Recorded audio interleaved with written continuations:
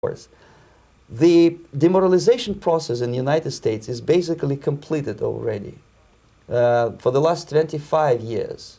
Actually, it's overfulfilled because demoralization now reaches such areas where previously not even Comrade Andropov and all his experts would even dream of such a tremendous success.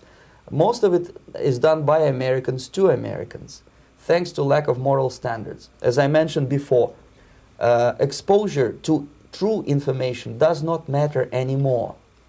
A person who was demoralized is unable to assess true information. The facts tell nothing to him.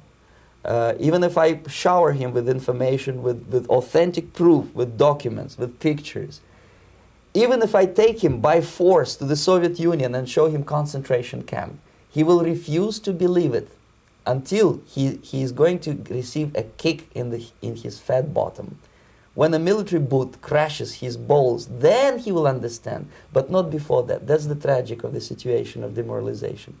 So basically, America is stuck with demoralization, and unless, even if you start right now, here, this minute, you start educating new generation of Americans, it will still take you 15 to 20 years to turn the tide of ideological perception of reality back to normalcy and patriotism. The next stage is destabilization. This time, subverter does not care about your ideas and the patterns of your consumption. Whether you eat junk food and get fat and flabby, doesn't matter anymore. This time, and it takes only from 2 to 5 years to destabilize a nation, what matters is essentials: economy, foreign relations, defense systems.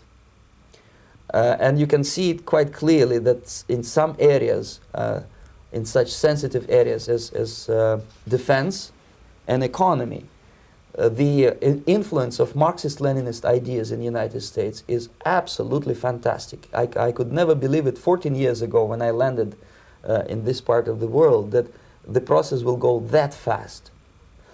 The next stage, of course, is crisis. It may take only up to 6 weeks to bring a country to the verge of crisis. You can see it in Central America now. And after crisis, with a violent change of power, structure, and economy, you have so-called the period of normalization. It may last indefinitely. Normalization is a cynical expression borrowed from Soviet propaganda. When the Soviet tanks moved into Czechoslovakia in '68, Comrade Brezhnev said, "Now the situation in brotherly Czechoslovakia is normalized." This is what will happen in the United States if you allow all these schmucks to bring the country to crisis, to promise people all kind of goodies and the paradise on earth, to destabilize your economy, to eliminate the principle of free market competition, and to put a big brother government in Washington, D.C., with benevolent dictators like Walter Mondale, who will promise lots of things, never mind whether the promises are fulfillable or not. He will go to Moscow to kiss the bottoms of new generation of Soviet assassins. Never mind. He will create false illusions that the situation is under control. Situation is not under control. Situation is disgustingly out of control. Most of the American politicians, media, and educational system trains another generation of people who think they are living at a peacetime. False. United States is in the state of war, undeclared total war against the basic principles and the foundations of this system. And the initiator of this war is not Comrade Andropov, of course. It's the system. However ridiculous it may sound, the world communist system or the world communist conspiracy, whether I scare some people or not, I don't give a hoot. If you are not scared by now, nothing can scare you. But you don't have to be paranoid about it. What actually happens now, that unlike myself, you have literally several years to live on unless the United States wake up.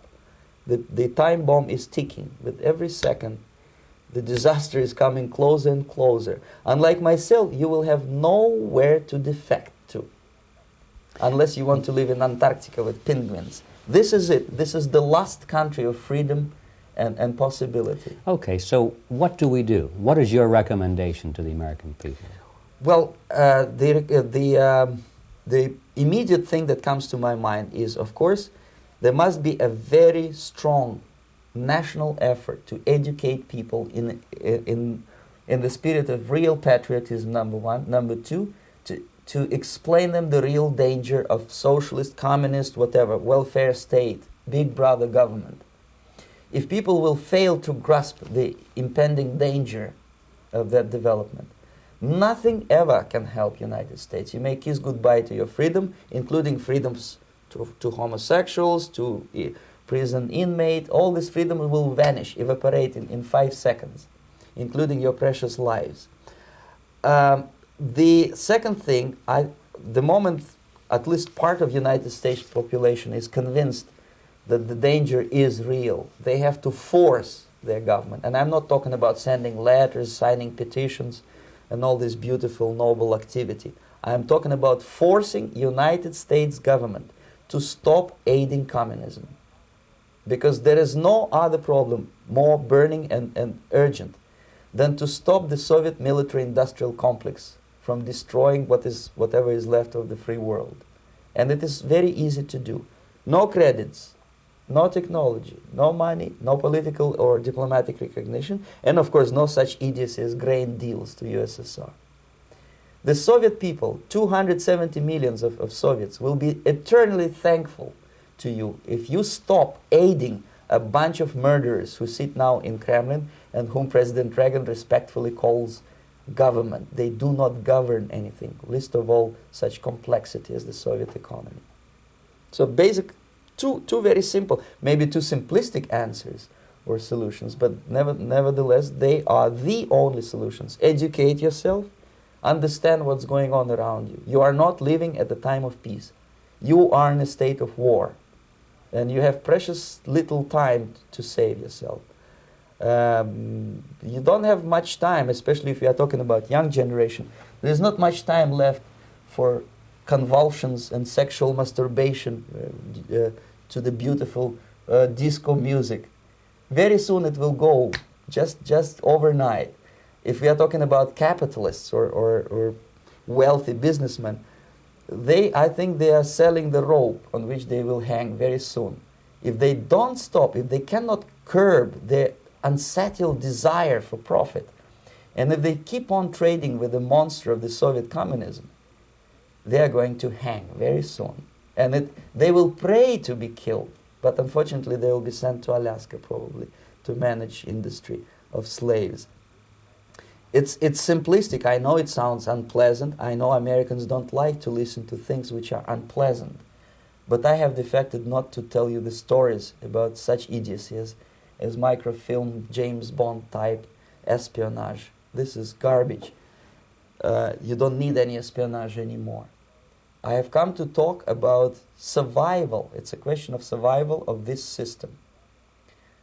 You may ask me, what is it in for me? Survival, obviously, because unlike, as I said, I am now in your boat. If we sing together, we'll sing beautifully together. There is no other place on this planet to defect to.